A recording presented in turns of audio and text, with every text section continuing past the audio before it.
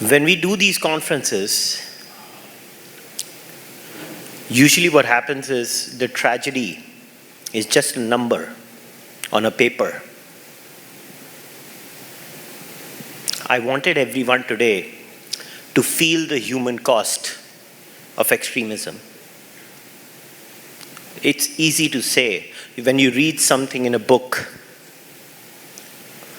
I'm not going to take a lot of time,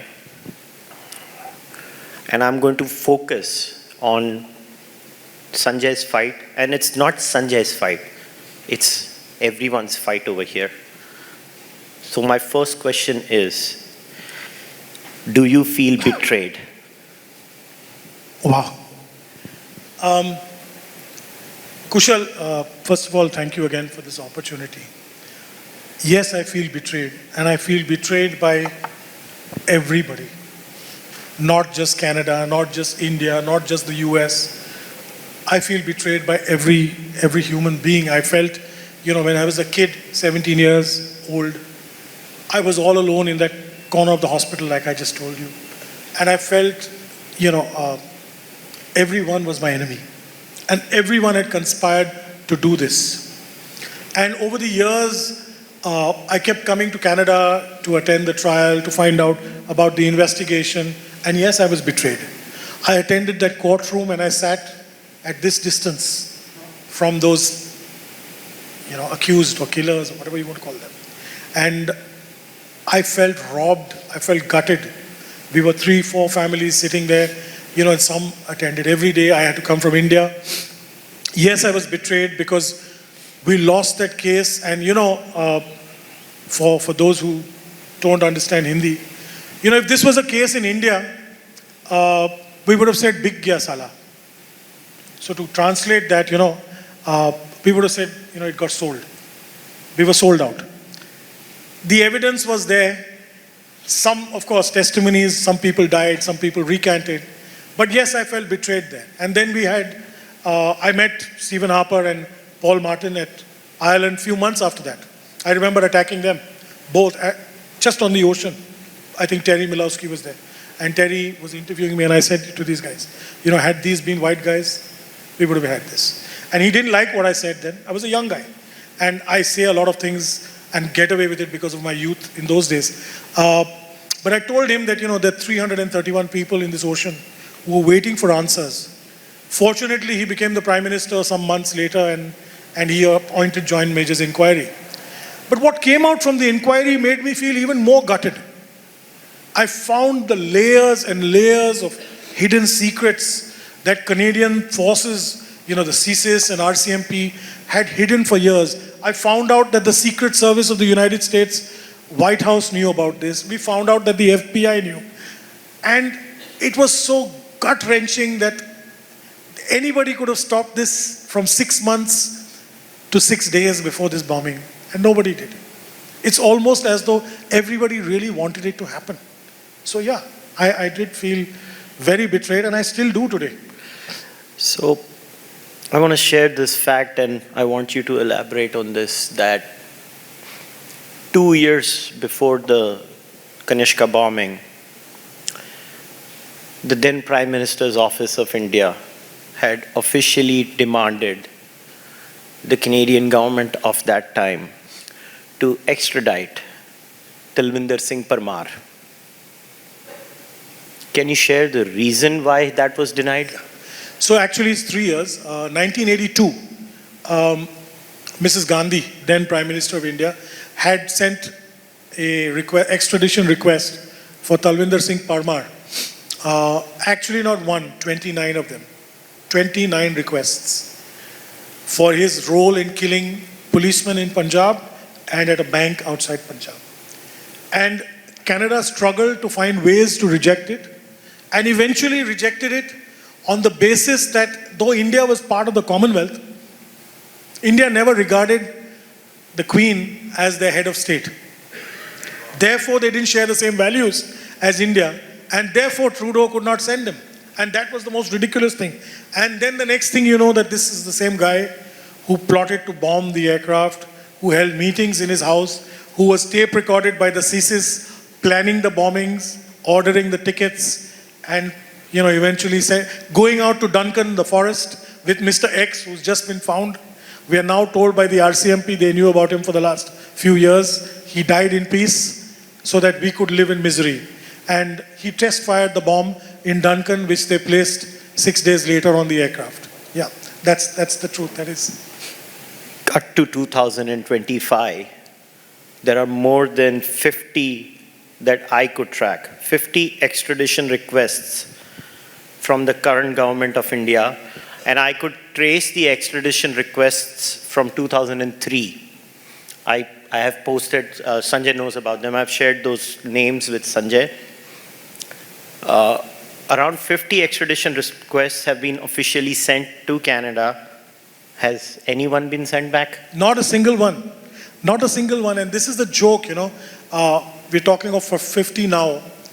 We had 40. I could track 50. Yeah. So there are over 150 people who are in Canada who are known terrorists or convicted felons, murderers from India who have sought refuge here.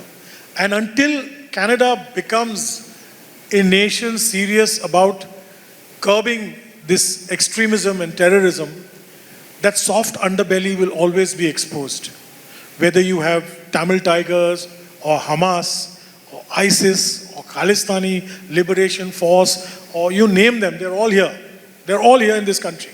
They have headquarters here. And all of them take funding and succor from the Canadian people, not directly but indirectly, through drugs, through guns, through prostitution, through various things. And until we get serious, be a liberal nation. Everyone loves them. Everyone loves a liberal nation.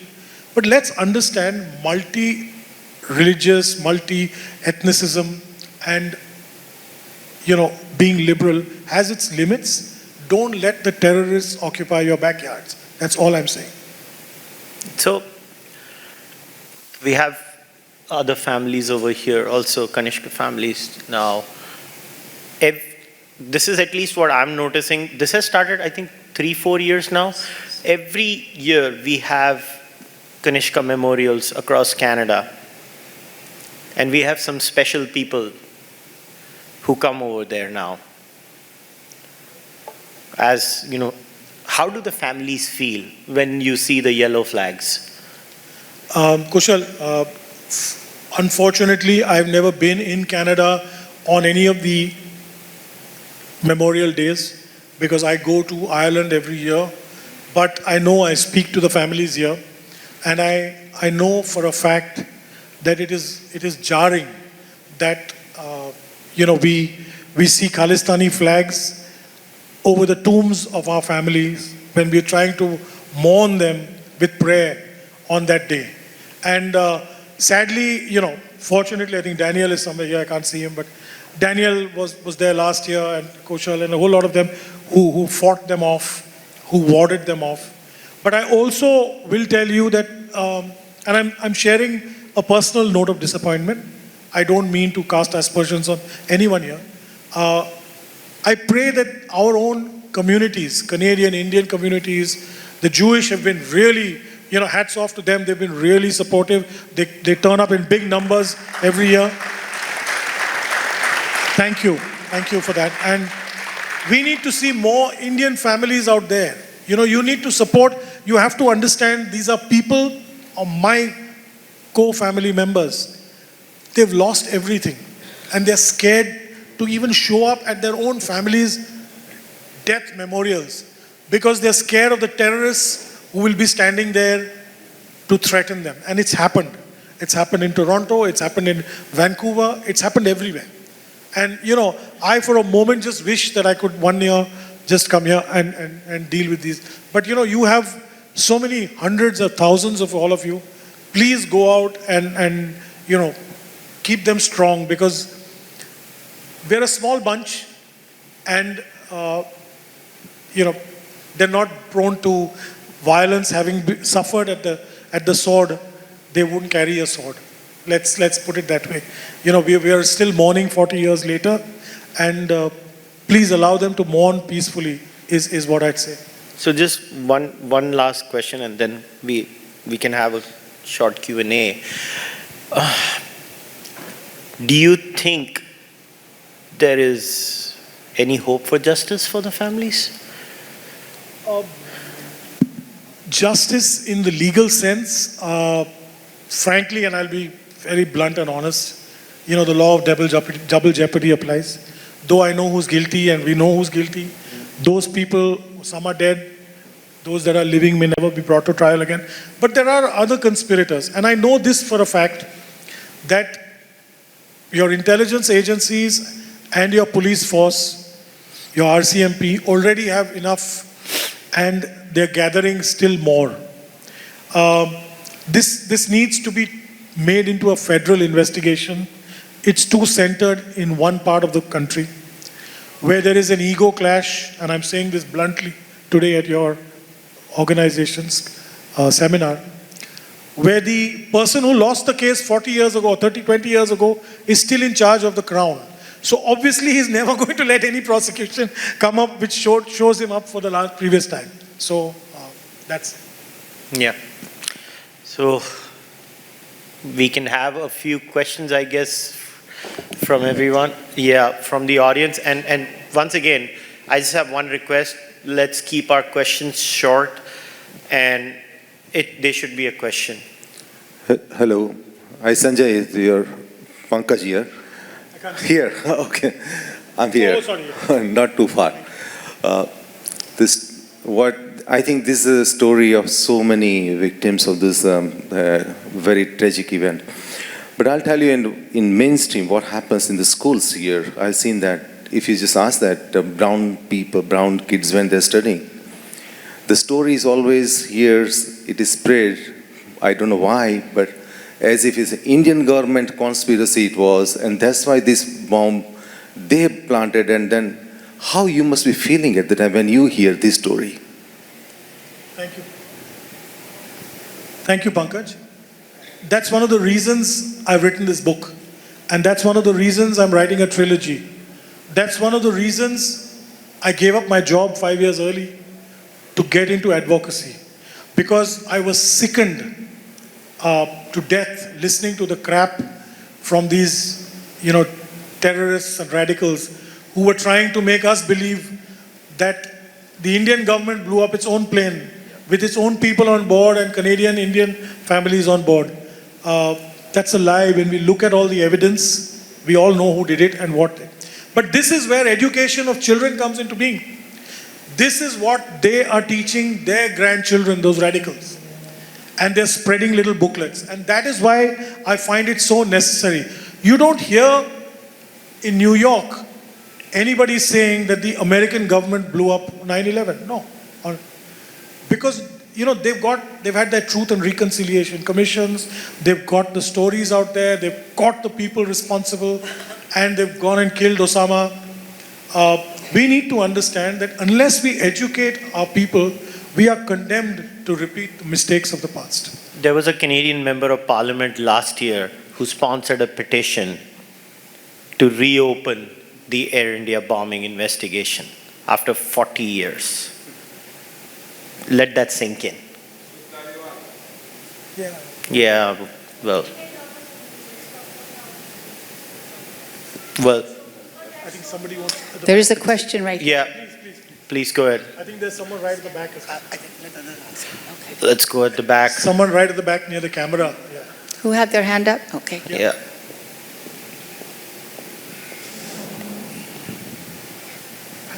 Hi, I hope I don't cry, but I was 15, I think, when this happened, and it's been seared in my mind ever since.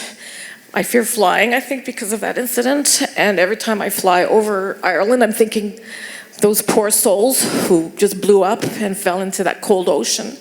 So it has a deep impact on me, and I have two simple questions. A, how can those Khalistani put a bomb on a plane? Like, how's our security in our airports?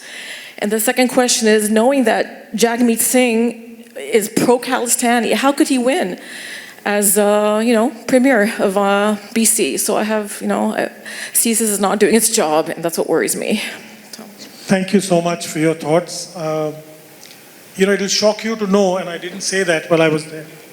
I lost my entire family at 17. I was orphaned. At 18, I joined and I flew. in the same airline for 38 years. So I can understand what you do, what you feel, because I felt that every single year for almost 40,000 hours that I flew in my career. So it's something deep within me. I understand. And how did they get a bomb on board? You know, there are people who've written books, Terry, Kim, I've written one, but you know, read it. There was a series of lapses, and it changed aviation security in a great deal that day. But you know, as the victim, and I call myself a victim here, I find it all too suspicious, and I still do. And I will probably go to my grave having this seed of suspicion in my mind. You know, no one just records somebody plotting to plant a bomb for 5 months and then deletes all the tapes. Nobody follows a guy into the forest, watches him blow up a bomb, and then imagine he didn't do it. Nobody tracks down guys to an airport and sees them planting bags and not going. You know, there were so many missteps, as my friend Terry Milowski would call them, because he's a true Canadian. He doesn't believe in my suspicious Indian mind, but you know, he believes they were all mistakes. But you know, and I miss him here. He would have been wonderful here. But you know, I do believe that in some way Canada has tried to correct those missteps, so to speak, but it hasn't addressed the key issues, and that's what I want. And the key issue here is not revenge. It's not putting somebody to the gallows. It is educating our next generation and the generation beyond that. And that's all I want. We don't want multi-million-dollar settlements. I don't want to hang somebody. All I want is educate your kids so that this never happens anywhere in the world, to any religion, to any caste, anyone. You know, that's all I say. We have a question here. Just before I pass the mic, I would like to ask a question on behalf of this gentleman. Kushal, maybe you can comment. There have been attacks on Hindu temples in Ontario, and I believe one was a Khalistani identified, and I believe that one of the members of that attack was an off-duty policeman. Can you comment as to what action's been taken, where we stand with regard to the most recent events? Well, I'm assuming, and correct me if I'm wrong, you're talking about the Hindu Sabha Mandir in Brampton, Yes. right? Yes. Yeah, so, yeah, that was fun. I mean, see, I'm Punjabi, so I kind of understand that mindset, unfortunately or fortunately, however we want to put it.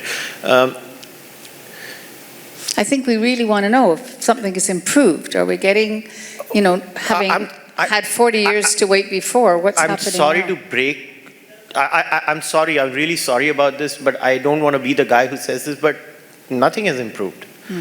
The brazenness has just increased. At least 4 years ago, the Khalistanis had the decency not to go to a Air India bombing memorial. They are so brazen now that it took Daniel and me to go and face them last year and literally push them back. And everybody's just watching it there. It took a Daniel Boardman and a Kushal Mehra together to stand and say, no, this is the line, you don't cross that line. I don't know what the cops were doing there. I don't know. If anything happens, I become the foreign agent in Canada. If I am a foreign agent, I suck at it. So nothing is moving, and this is why we are having this conference.